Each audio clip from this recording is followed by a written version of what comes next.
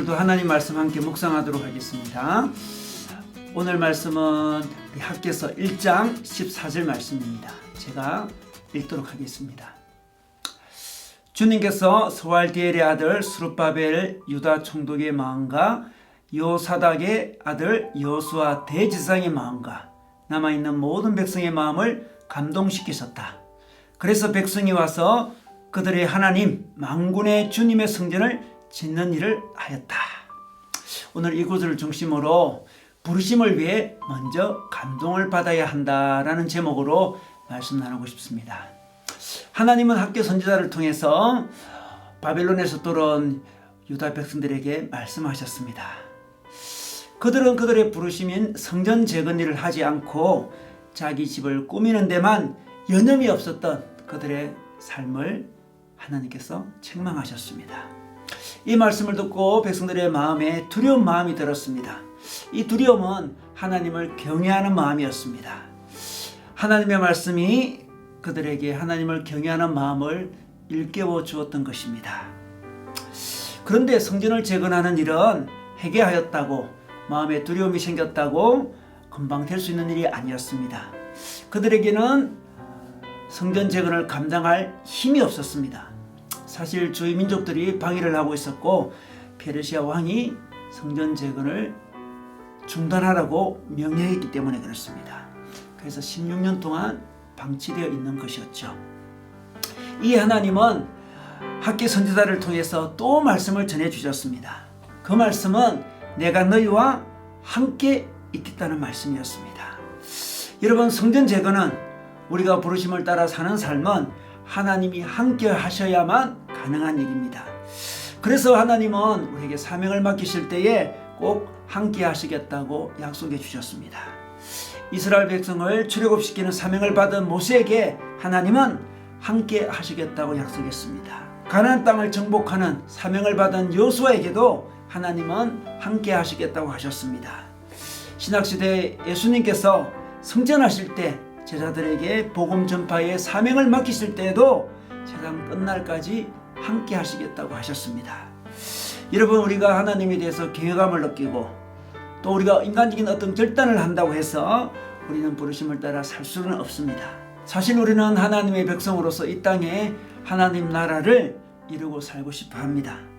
그런데 현실적으로 이 험한 세상에서 그냥 살아가는 것도 쉽지가 않습니다.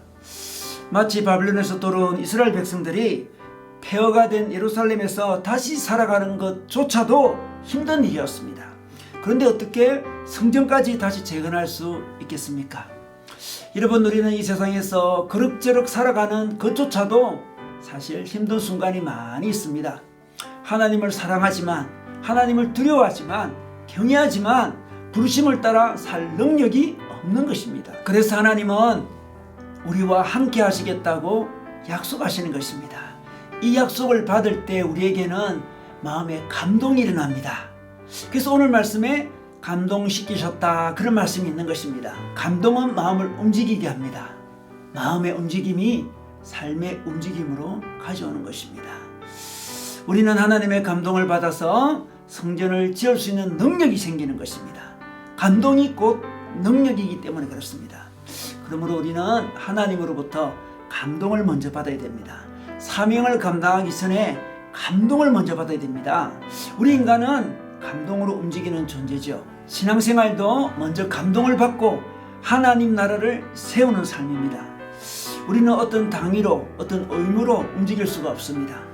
만약 의무로 우리가 움직이게 된다면 반드시 보상을 요구하게 되는 부작용이 생깁니다. 그리고 그 의무는 오래 가지도 못합니다. 하나님은 우리에게 감동을 주시고 그 감동으로 사명을 감당하도록 이끄십니다. 그렇다면 우리가 감동을 어떻게 받을 수 있을까요? 바로 하나님 말씀을 들을 때 감동이 일어납니다. 특별히 하나님께서 우리와 함께 하시겠다는 말씀을 깊이 받을 때 감동이 일어나는 것입니다. 여기서 마음의 감동을 받았다는 부분에 있어서 이 마음은 일반적인 마음이 아닙니다. 인간의 가장 깊은 본질적인 영혼을 가리키고 있습니다. 일반적인 마음의 감동은 세상의 여러 감동스러운 이야기로도 받을 수 있습니다. 그러나 그러한 인간적인 아름다운 이야기들은 우리를 주님에게 이끌지 못하는 것입니다. 영원한 삶으로 이끌지도 못하고 부르심을 받는, 부르심을 이루는 삶으로도 이끌지 못합니다. 잠시의 인간적인 감동, 인간적인 토치 정도에 머물게 되는 거죠. 그런데 우리의 영혼의 감동은 우리를 부르심의 삶으로 이끄십니다. 우리를 부르심의 삶으로 이끌기 위해서 하나님이 생겨나도록 하신 것입니다.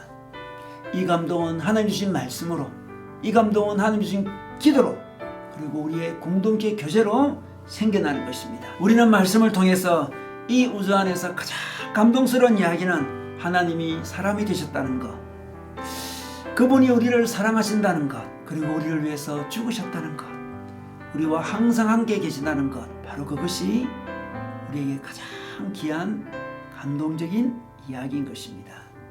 우리는 이것보다 더 놀라운 이야기를 들어본 적도 없고 앞으로도 영원히 없을 것입니다. 그러므로 오늘도 우리는 하나님이 주시는 감동을 먼저 받고 그 힘으로 하나님 나라를 세우는 부르심의 삶, 사명의 삶 사시기를 주님의 이름으로 축원합니다.